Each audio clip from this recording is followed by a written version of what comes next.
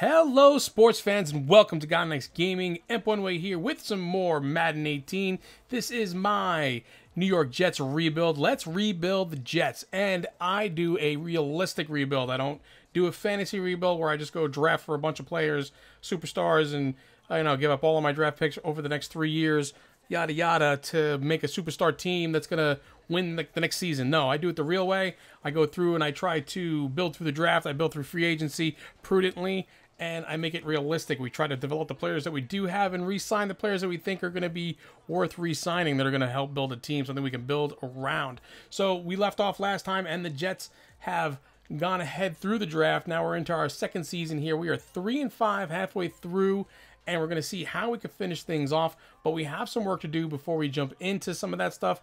There are players we need to re-sign, and some of them I don't want to wait until the end of the year. I want to try to sign them sooner than later because we've been having trouble with this whole free agency process, right? We've talked about that a lot, and we're still having issues with it, and I'll show you more of that towards the end of the video as well. But there's definitely things that we need to kind of address here. Leonard Williams is an 89 overall. He is the best player on our roster as it stands right now. We need to re-sign him. We can't mess around with this one. I don't really want to drop $10 million on a player, especially a defensive lineman, but however, I don't have much of a choice. But he accepts the deal as it is, and he takes the fair market offer, and he's happy with that. So then we have Steve McClendon, who is 32 years old, but he's a good kind of backup guy at this point, and he signs, and he's happy as well. We have Jermaine Kearse, wide receiver. Wide receivers are tough to find. We are going to kind of try to undercut him a little bit because we're going to hold on to him for 4 years, but he's happy with that, so finally one goes our way. And then we're going to take a look at some of the drafting stuff, the scouting stuff here. We have Raphael Mosley. I've been drafting him heavily throughout all of this, and he looked like the best quarterback on the board to me. Henry West was also a good pick as well, looks good as well, but I liked the way Mosley looked better. So we're going to go ahead and advance here all the way to the postseason at this point, the playoffs. We get the Ezekiel Elliott Legacy Award. I don't even know what that means. I'll have to look it up later on. However, we now have some work to do. It's time to get to work. We obviously did not make the playoffs. We're going to take a look at our roster as it stands right now. Garoppolo is up to an 80. We see our defense as it stands now. We have some holes here. We need some help at linebacker. We need some help at cornerbacks. Safeties are pretty decent at this point. Our line is pretty decent at this point. We definitely need some linebackers and some cornerbacks, though. Something we need to address going forward. This defense is giving us more trouble than anything else. Our offense seems to hold its own for the most part, or at least does enough. The defense here is what needs the most work, it seems like to me, which is kind of a surprise.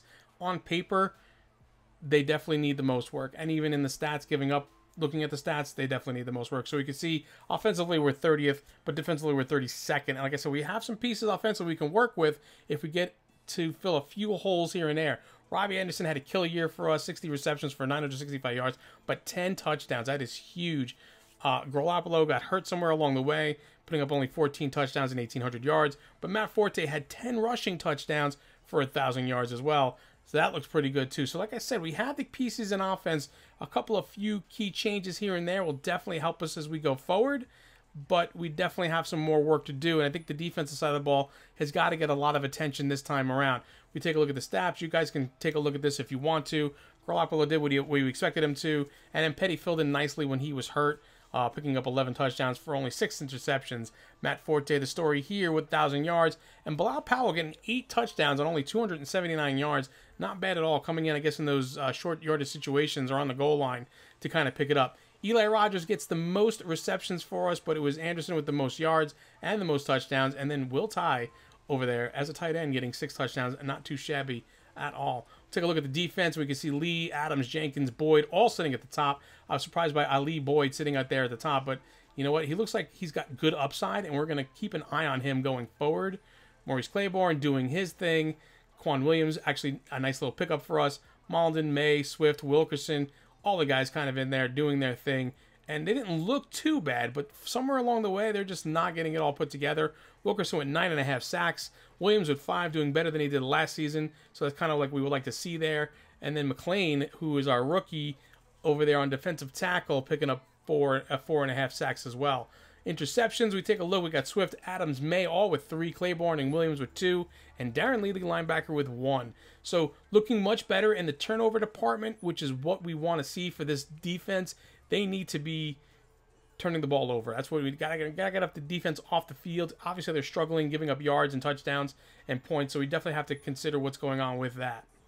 And we'll take a look at the kick return, only because Jerron Seamster, the rookie halfback that we picked up, got a kickoff return for a touchdown and a punt return for a touchdown. He is definitely somebody to watch out for as well going forward.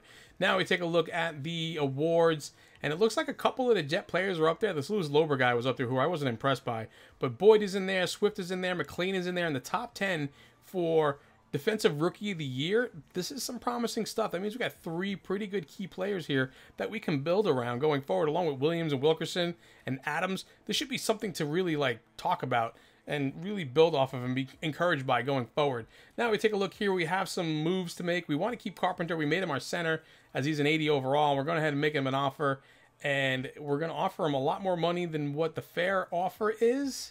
And this is one of the things that drives me insane. He's 30 years old. We're going to give him a 4-year deal at around $3 million per. It's a $4 million cap hit, offering him $16 million, and his fair offer is 13.5, and he snubs us. He's going to go after for free agency, and we're not happy about that. Bilal Powell, another one. We're going to make him the fair offer. He's a 77 overall. He's 30 years old at this point. We're going to up him just a little bit to kind of entice him to come back. Nope, he's not interested in signing. So we lose out on Bilal Powell as well. Robbie Anderson, we're going to go ahead and make him an offer. He got hurt halfway through the season, but with his 10 touchdown catches, we don't want to piss him off. So we're going to give him a little bit more of an offer here, and hopefully he sticks with us. And he does. So we get to keep him. That's good. That's a good move there. That's promising, at least, because even though he's a 74, we kind of need the help in wide receiver. It's kind of where we need help. So Josh Martin will hang on with us as well as more of a depth player, which we're happy about. Matt Forte, we're going to go ahead and try to sign him as well. He had 10 rushing touchdowns, and he's 33 years old. We're going to make him an offer only because we lost out on Bilal Powell. Wasn't going to make him an offer until we lost Powell, but he doesn't want it either. He wants to go look at free agency as well. So, I mean, we're kind of stuck where we are. And then this kind of made me angry, this whole media question. You got a player in the final year of his contract who turned down your contract offer to this point. So what player was it? Because I don't know. Because you're telling me that without him, I'm going to have +2 if I win. And without it, if he sign, I'm going to get -5. Like, I don't even know which player we're talking about at this point. So I don't know how I'm going to benefit from the perk or the not the perk, right? It doesn't make any sense to me. Anyway, we look at free agency, and we got a whole bunch of players here to look at as well. Nothing that I really want to take a chance on at this point. I mean, Cameron Wake, older. Palmer, older. Abdullah's 26, but he's injury prone, and he's actually injured as it is. TJ Yelton is not too shabby to look at, but we take a look at Abdullah here, and he is actually injured, and he's not somebody you want to sign. We see Shea Ray here, he's a right outside linebacker, and we definitely need some help in the linebacking core. For sure, it's one of my key points, right? Cornerbacks and linebackers, right? Duke Johnson Jr., not interested at 25 years old. Doesn't look like anybody else is interested in him as well. Arakpo is old at 33. Definitely something we don't want to take a look at either. But we have a few things that we want to kind of pick at to see what we can get and what we can pick up. We definitely have to make some improvements here somehow through free agency. So Shane Ray is going to make an offer. We're going to go up a little bit higher than the 17.5. He's 26 years old. He's got some pretty solid numbers, and we're going to see if he kind of grabs it out. We get 90 points there as part of the bid deal, and the top bids are 94 from the Cowboys, so it's not looking too good there for us. We're going to go see if we can get ourselves a kicker. We definitely need somebody better than Cantanzaro, who hit for 50%, which was awful. So we're going to go ahead and make him an offer a little bit higher than what it's out there, so we're okay with that. I'm going to just make sure we get him because I just need a kicker, right? We need somebody who's decent. Xavier Cooper here is 27 years old. Nobody's making him an offer, so we're going to go ahead and kind of lowball him a little bit to see if we can get him. Looks like he'd be a nice guy to kind of line up alongside as a second defensive tackle, or even for some depth at the price that we're given to him. So we take a look at Devin Funches, who's a wide receiver, and something to consider here. He's a pretty decent guy. He's got the right numbers, especially with the catch in traffic and the spectacular catch and the jumping numbers. All really solid numbers right there. So we definitely want to make him an offer, and we're going to lowball him a little bit as well to see what happens, because nobody else made him an offer at this point. So we go through, we take a look, and we can see that there was a couple of rejected and a couple of accepted. We got Sturgis, and we got the we got Cooper, the defensive tackle, as well. And then we're going to take a look at the combine numbers now. So here's Raphael Mosley, the guy that I like, quarterback.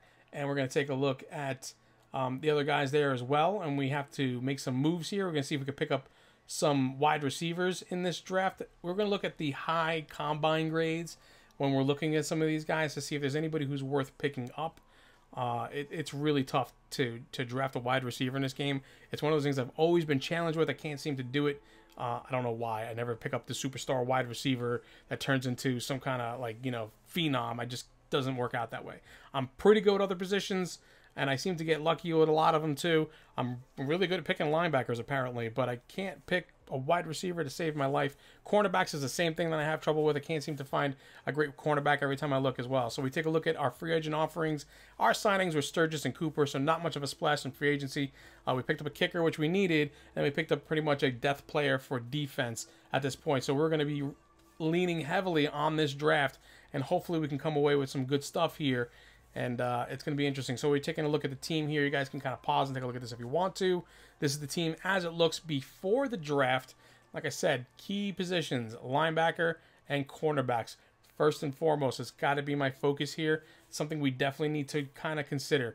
We get the second pick overall, so we'll go ahead and we'll skim ahead here and see who they're going to pick. Probably a quarterback, I'd imagine, at this point, right? And yes, they do. They take that Rylan Worthington. I never even looked at him. I wasn't even interested in him. I don't believe in taking a quarterback number 1 overall ever. But I do take quarterbacks in the first round, I will admit that. So here's Rayshawn Burns, linebacker, right outside linebacker. He's a superstar. We pick him. We picked good. He's number 2, and we picked him 2. And look at those numbers. Superstar development, he's an 83. He starts right away for us. This is a huge, huge pickup for us. I mean, these numbers are off the charts, and he hasn't even started developing yet, right? At 83 overall, he's one of those guys I can see him being like a 99 overall somewhere along the way, or at least a 95 overall down the road if we develop him properly. We'll go into our next pick, number 17, which we picked up last year as part of this draft for our number 1 overall pick last season. We're going to see if we could trade this pick away so there's anything out there that's enticing. But to be honest, nothing here was really blowing me away. I wanted a second first-round pick, and nobody was offering that. I guess they didn't consider this draft to be that strong, which is understandable. But we're going to go ahead and pick our quarterback anyway because he was considered a mid-first rounder, and he had some pretty good combine numbers. And we go and pick him, and he's considered number 16. We pick him at 17, and he's an 80 overall with normal development from Oklahoma, mobile quarterback. That should be good for us, especially with an offensive line that seems to give up too many sacks, right? So here we are now into pick number 2 in round 2, and we are looking along here at the board. I didn't have much scouted at this point, so we're taking a chance on drafting another halfback, and we're going to go look at DeMarcus Saunders. He has slow development, but he was considered a 26, and we picked him at 34. He's got good numbers for a speed back, so he can kind of back up Seamster. Hopefully the two of them together can kind of be a nice 1-2 punch for us going forward. Now we're in round 3 with our number 2 pick of round 3, all tight ends, a lot of defensive tackles, stuff that we didn't really want to look at so much. We saw Farrington Stevens here, and I had to kind of guess along the way. I picked him based upon his combine numbers. He's a 71 overall, so not terrible, but I don't know if we can turn him into anything useful down the road just yet. We'll have to see how that pans out. Then we go and pick up Jameson Sanford here, and he's considered a reach at 149. We picked him at 98, and he looks like a prototype cornerback. And again, like I said, cornerbacks are just tough. I can't seem to find that superstar quarterback that I need. But we'll take a look at our draft numbers here. So the first 3 guys, not too shabby. We'll take that.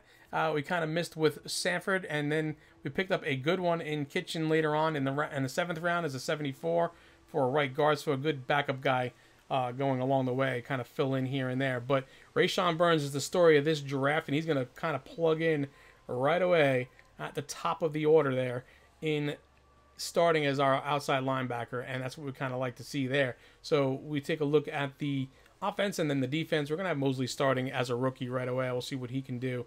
And there's Rayshawn Burns up there in the right outside linebacker spot, and we're going to have to, again, consider how we're going to fix this whole cornerback situation for ourselves going forward. However, that's going to do it for this one, folks. We're going to kind of put an end to it here. We'll pick it up next time and see how the Jets pan out with this team as it is. and we can see how they did in the preseasons. Win 3 games, lost 1. Oh, the preseason doesn't mean anything. But anyway, leave your comments below. Leave a like for the video. Helps the channel out. I really appreciate that. We will see you around the channel, and bye-bye now.